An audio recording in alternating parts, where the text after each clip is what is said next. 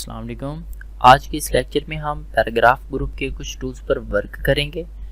तो इस लेक्चर में हम देखेंगे पैराग्राफ ग्रुप के अंदर पेज मार्जिन के बारे में, टेक्स्ट डायरेक्शन के बारे में, टेक्स्ट अलाइनमेंट, लाइन स्पेसिंग और टेक्स्ट शेडिंग के बारे में। तो फर्स्ट हम स्टार्ट करते हैं पेज मार्जिन से। तो पेज मार्जिन क्या होता है? पेज मार्जिन टू टाइप्स का होता है। फर्स्ट होता है डिक्रीज इंटेंट और सेकंड होता है इंक्रीज इंटेंट। तो डिक्रीज इंटेंट क्या होता है? डिक्रीज इंटेंट होता है मार्जिन को ख़त्म करने के लिए, और इंक्रीज इंटेंट मार्जिन अपने पेज को मार्जिन देने के लिए। तो हम अभी फ़िलहाल हमारे जो पेज है उसको हम मार्जिन देख लेते हैं कि मार्जिन कैसे देते हैं। तो मार्जिन देने के लिए मैं सेकंड टूल पर क्लिक करूंगा। मैं फर्स्ट क्लिक करूंगा तो वन वर्ड का मार्जिन हमारा छूट जाएगा अपने पेज के अंदर। तो मैंने क्लिक किया तो देखें अब मेरा कर्सर इधर ब्लिंक कर रहा है। तो इतना मेरा पेज का मार्जिन बन गया है। अब मैं कहता हूँ मेरा थोड़ा मार्जिन और हो जाए, तो मैं दोबारा उसी इंक्रीज इंडेंट वाले ऑप्शन पर क्लिक करूँगा। तो ये देखें, ये अब मैं कुछ टाइप कर लेता हूँ, ये देखें। तो ये इतना मेरा मार्जिन क्रिएट हो गया है पेज का। जैसे हम फॉर एग्जांपल हम पेपर में एग्ज़ाम के अंदर हम अपना पेपर लिख रहे होते हैं, तो दो साइडों से, इस साइड से हमें शीट मिलती है तो हम इस साइड से और इस साइड से मार्जिन देते हैं। तो सिंपल वही काम हम इसके अंदर कर रहे हैं। हम अपने पेज को मार्जिन दे रहे हैं। हम अपना एक पेज डिज़ाइन कर रहे हैं। पेज डिज़ाइन फेस के अंदर हम कहते हैं कि हम दोनों साइडों से मार्जिन बना लें। तो हम इस तरीके से इन दो टूल्स को इस्तेमाल करते हुए हम मार्जिन क्रिएट करेंगे और मार्जिन ख़त्म करेंगे। ठीक है। और अब सेकंड हम टूल्स पढ़ते हैं लेफ़्ट राइट डायरेक्शन के बारे में और राइट टू लेफ़्ट डायरेक्शन के बारे में। फ़िलहाल जो मेरा कर्सर मूव कर रहा है वो लेफ़्ट टू राइट डायरेक्शन है। अगर अब मैं कुछ टेक्स्ट टाइप करता हूँ तो मेरे जो कर्सर है वो left to right text direction में डिस्प्ले होगा।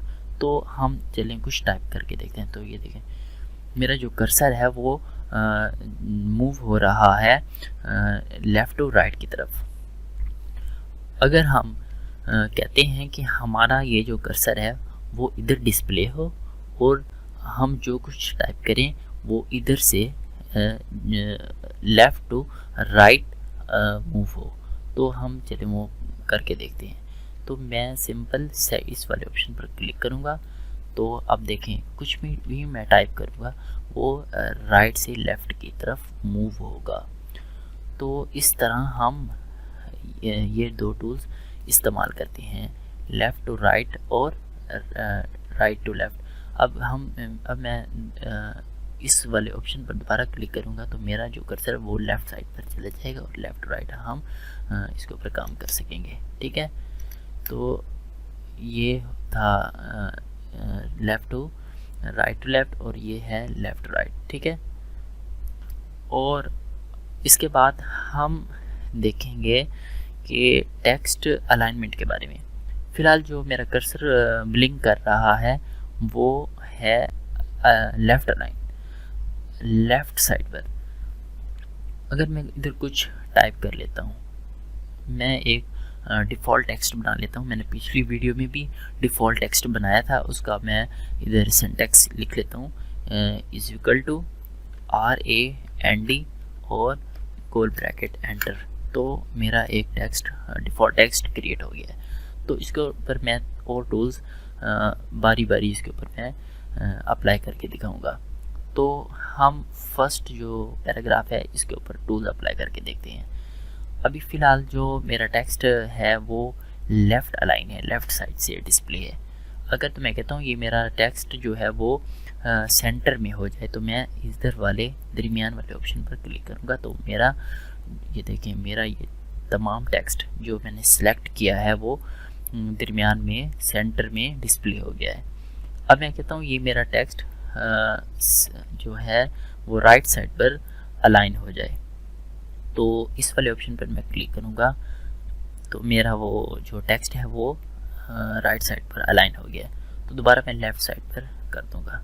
तो फिर उसके बाद अगर आप अपने टेक्स्ट को जस्टिफाई करना चाहते हैं, मतलब कि आप अपने टेक्स्ट को एक्यूरेट दोनों साइड बराबर करना चाहते हैं, तो आप जस्टिफाई करेंगे। तो आप इस ऑप्शन पर क्लिक करेंगे तो आपको 4 ऑप्शन प्रॉपर्टीज़ आपको डिस्प्ले होंगी।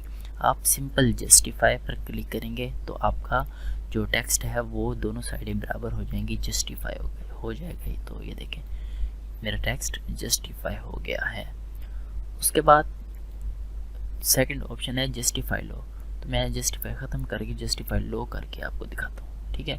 अब मैं जस्टिफाई दोबारा उधर जाऊँगा और जस्टिफाई लो के ऑप्शन पर क्लिक करूँगा तो ये देखें, तो जस्टिफाई और जस्टिफाई लो ऑलमोस्ट सेम काम करते हैं, ठीक है। और इसके बाद अब मैं ये दोबारा ऑप्शन ये ख़त्म कर देता हूँ। ख़त्म करने के बाद मैं आपको जस्टिफाई मीडियम करके दिखाता हूँ, ठीक है।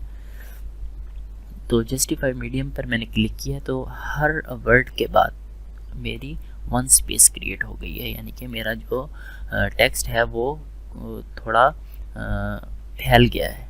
उसके बाद मैं दोबारा जस्टिफाई हाई करता हूँ तो इससे देखते हैं क्या होता है।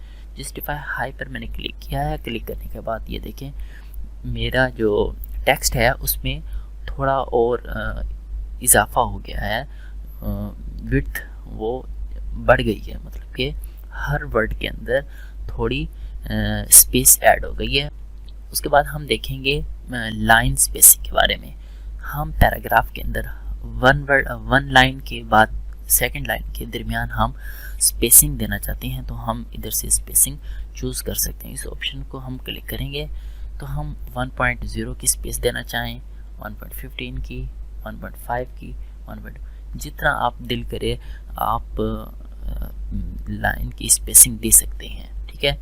तो मैं इधर कर देता हूँ 2.0 की। तो ये देखें आपको क्लियर पता चल रहा होगा फर्स्ट लाइन के बाद स्पेस आई है दरमियान में, फिर आपका सेकंड लाइन, फिर थर्ड लाइन। तो इन लाइनों के अंदर कितनी स्पेसेस क्रिएट हो गई है, ठीक है।